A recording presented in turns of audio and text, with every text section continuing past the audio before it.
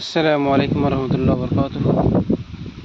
কসুর ফুল, কসুর ফোফা, যে নামে ডাকেন না কেন, অনেক একটা সুস্বাদু সবজি হিসেবে খাওয়া হয়, ভর্তা করে খাওয়া যায়।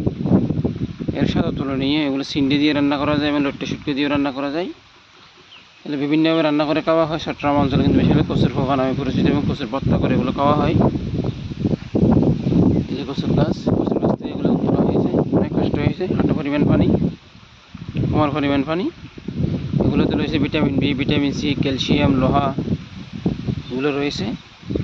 এগুলো খেলে মানুষের নানান ধরনের রোগ ব্যাধির উপকার পাওয়া যায়।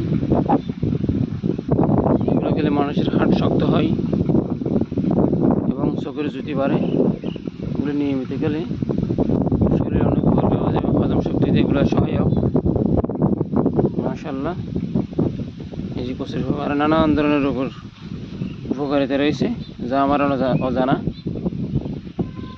এই কচুর ফোফা, কচুর ফুল বিভিন্ন নামে পরিচিত। মূলত এগুলো কচুর মাঝখান থেকে এগুলো তোলা হয়। কচুর একটা ফুল বলে এটা আমাদের বাংলাদেশে অনেকে খায়, কেউ খায় না। খাওয়ার মধ্যে অনেক ধরনের স্বাদ আছে, রান্নার উপর নির্ভর করে।